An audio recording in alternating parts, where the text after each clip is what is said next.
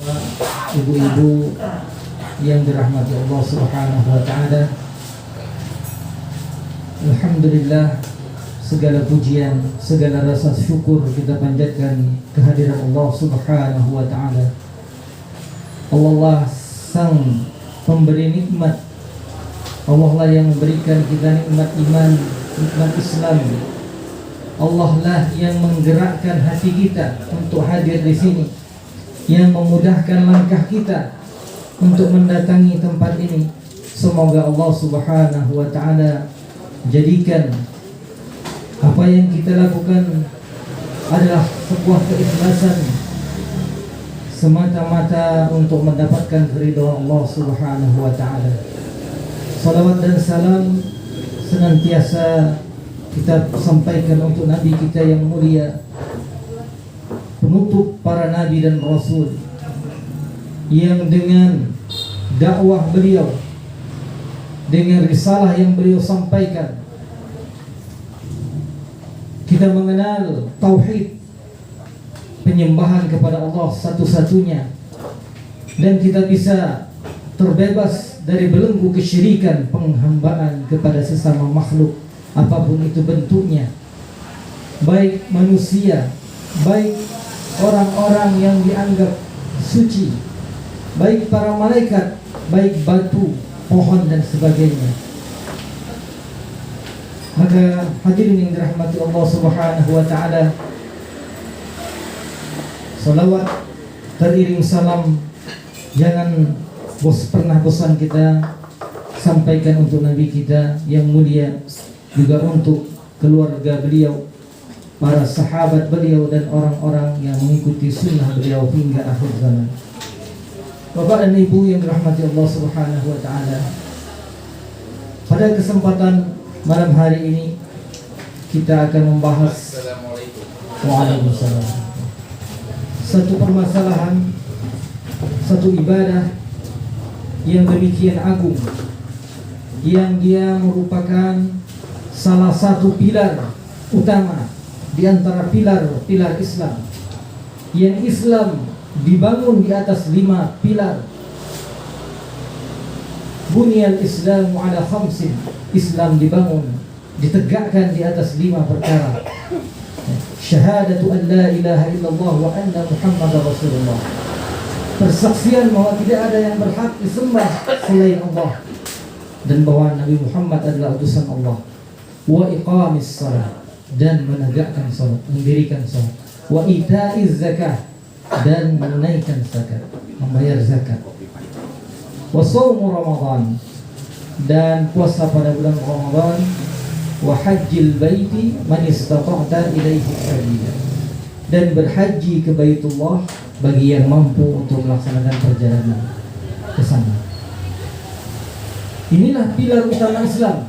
Ibarat bangunan, maka dia adalah tiang-tiang utamanya, yang kalau tiang ini roboh, maka bangunan bisa roboh.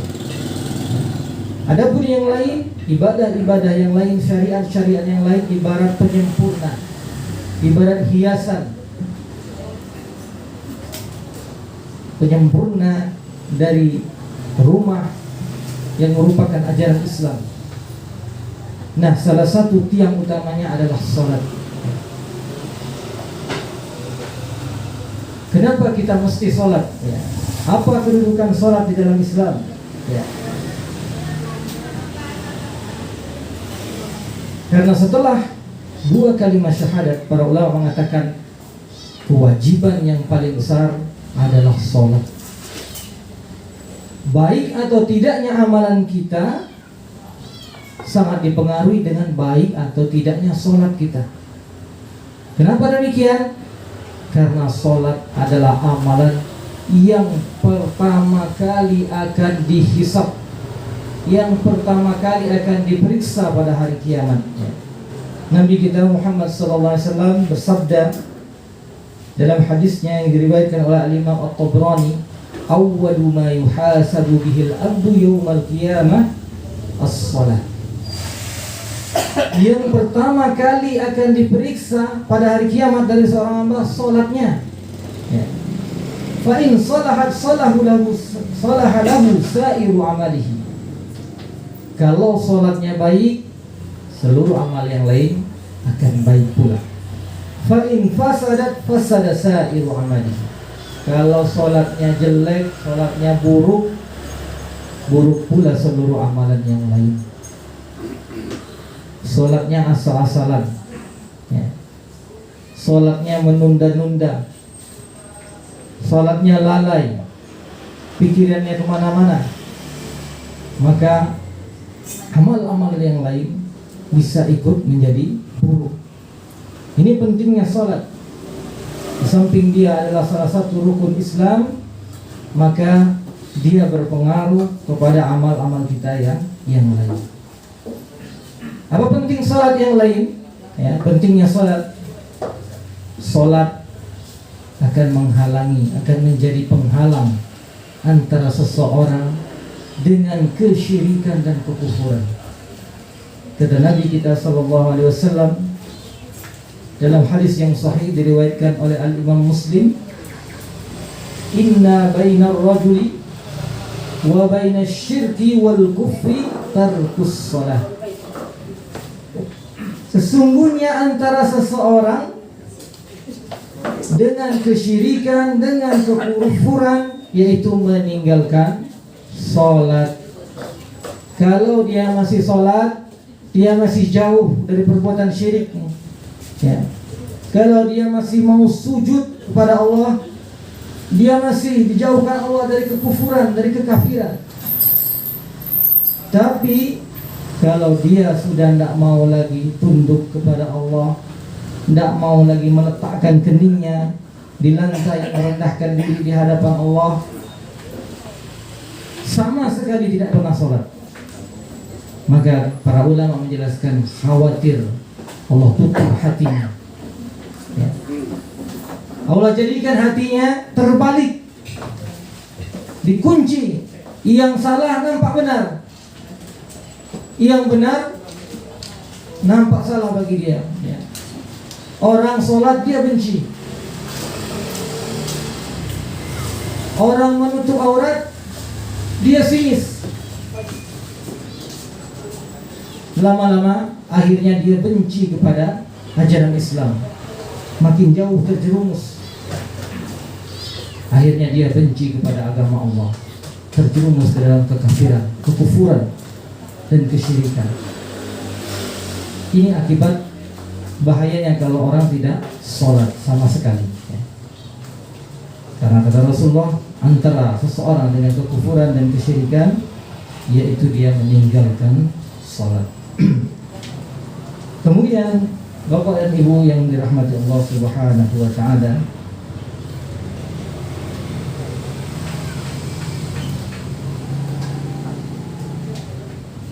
salat adalah suatu ibadah yang agung di sisi Allah Subhanahu wa ta'ala, ya. Dan Nabi kita Muhammad sallallahu alaihi wasallam menerangkan bahwa dia adalah ibadah yang paling dicintai oleh Allah Subhanahu wa ta'ala, ya. Dalam hadis yang sahih diriwayatkan oleh Al-Imam Al-Bukhari dan Imam Muslim, sahabat Abdullah bin Mas'ud pernah bertanya kepada Rasulullah, ya Rasulullah, ayyul amali ahabbu ila Allah? Wahai Rasulullah, amalan apa yang paling dicintai oleh Allah? Maka Rasulullah menjawab, as-salatu ala waqtiha. Salat pada waktunya. Apa maksudnya salat pada waktunya? Dalam riwayat yang lain, as-salatu fi awwali waqtiha. Salat di awal waktu. Itu yang paling dicintai Allah.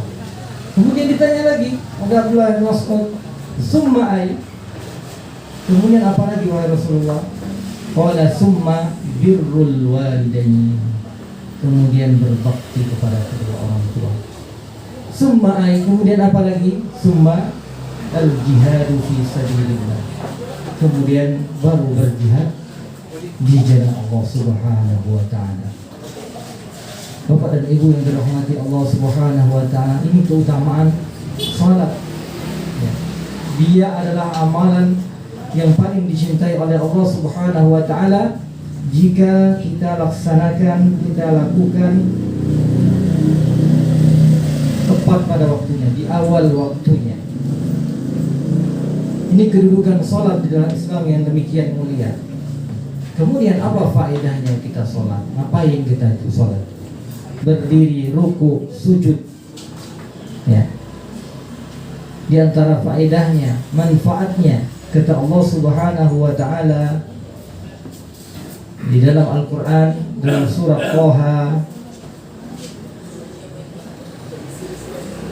ayat 24, surah Thaha ayat 24, kata Allah Subhanahu wa Ta'ala, innani anallahu la ilaha illa ana fa'budni wa aqimis salata li dzikri.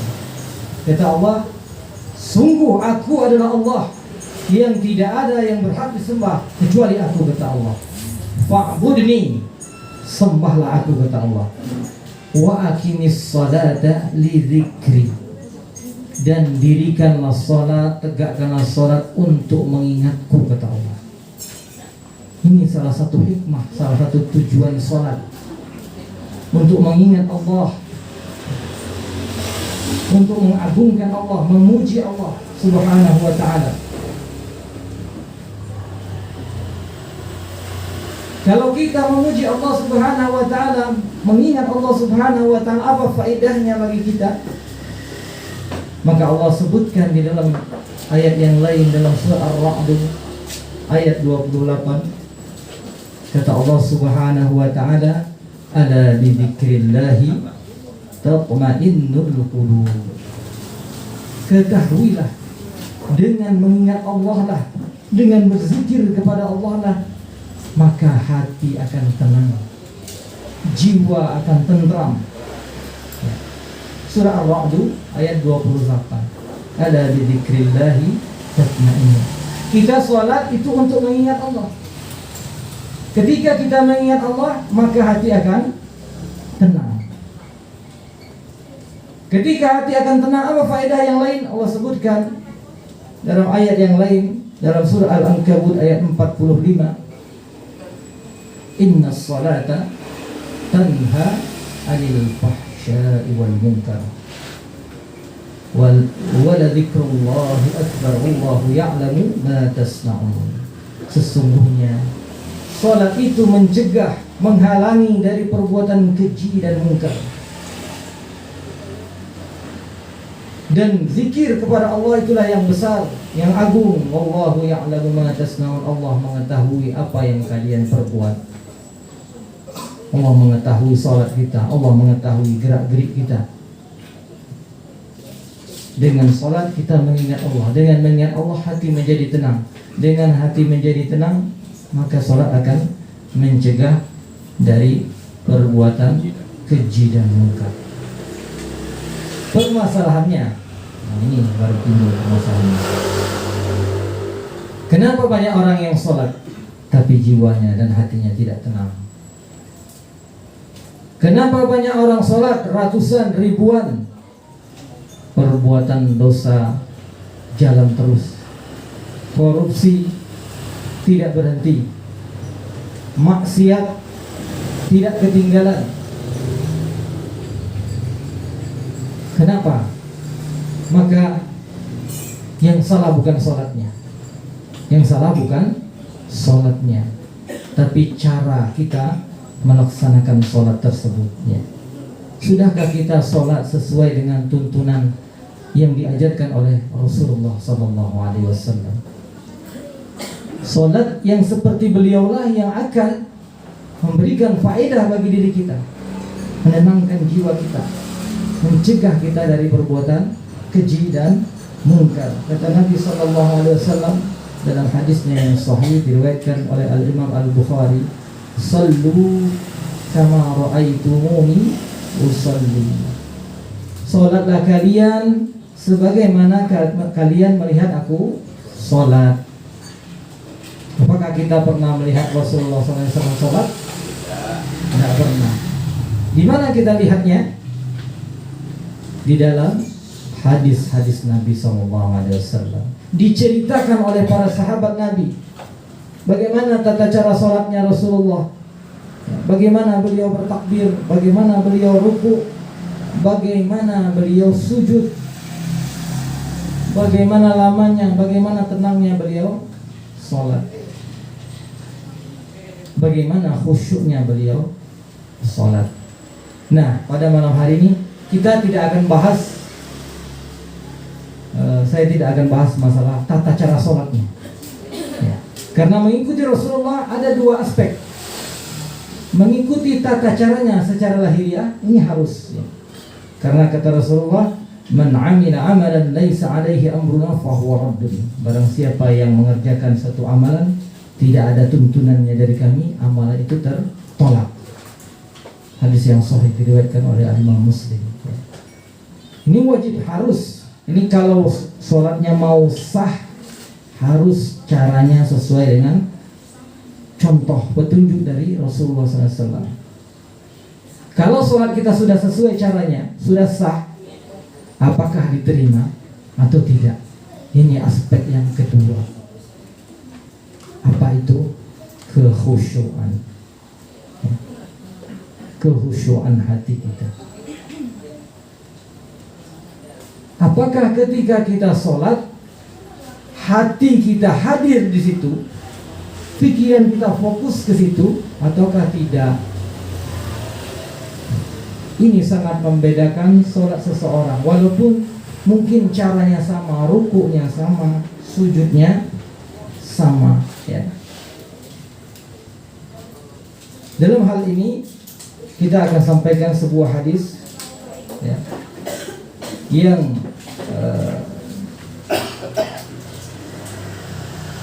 dia merupakan perintah Nabi Yahya bin Zakaria kepada Bani Israel yang Allah perintahkan. Hadisnya diriwayatkan oleh Al-Imam Ahmad dan Al-Imam At-Tirmizi dengan sanad yang hasan. Salah satu Allah Subhanahu wa taala memerintahkan Nabi Yahya bin Zakaria. Nabi Yahya putra dari Nabi Zakaria alaihi wassalam, ya. Dia diperintahkan dengan 5 perintah yang harus dia sampaikan kepada Bani Israel, ya. Dan perintah yang kedua, kita langsung saja. Perintah yang kedua berkaitan dengan sholat. Kata Nabi Yahya kepada Bani Israel, menyampaikan perintah Allah, wa innallaha amarakum bis salat fa idza shallaitum fala taltafitu fa innallaha yansibu wajhahu liwajhi 'abdihi fi salatihi ma lam yaltafit. Kata Nabi Yahya alaihissalam, sesungguhnya Allah memerintahkan kalian salat. Kalau kalian salat, maka janganlah kalian berpaling. Sesungguhnya Allah menghadapkan wajahnya kepada hambanya selama dia tidak berpaling. Apa maksudnya berpaling? Kata para ulama, maksudnya ada 2. Yang pertama, berpaling dengan fisik, pandangan kita. Kita sholat, telinguk kanan, kaki atas, bawah, kiri. Ini berpaling, menoleh-noleh, ya. Maka ketika kita menoleh, Allah pun tidak menghadapkan kepada kita lagi. Yang kedua, berpaling dengan hati. Berpaling dengan hati, kita baca Alhamdulillahi Rabbil Alamin. Kita ingat motor, kita ingat apa lagi? Anak belum dijemput. Lain yang diucap, lain yang dipikirkan, lain yang diresapi. Maka kedua-duanya menyebabkan sholat kita jauh dari kekhusyuan, ya. Baik berpaling dengan fisik, pandangan mata, menoleh ke kanan, ke kiri dan sebagainya, ataupun juga berpaling dengan hati kita atau pikiran kita. Dan para ulama menggambarkan orang yang sholat ibarat orang yang menghadap kepada penguasa, kepada raja, kepada presiden. Yang presiden atau penguasa ini, dia sudah punya catatan pelanggaran kita dari A sampai Z. Hari ini langgar lalu lintas, kemarin membayar pajak segala macam. Ya. Dari A sampai Z catatan kita ada sama dia.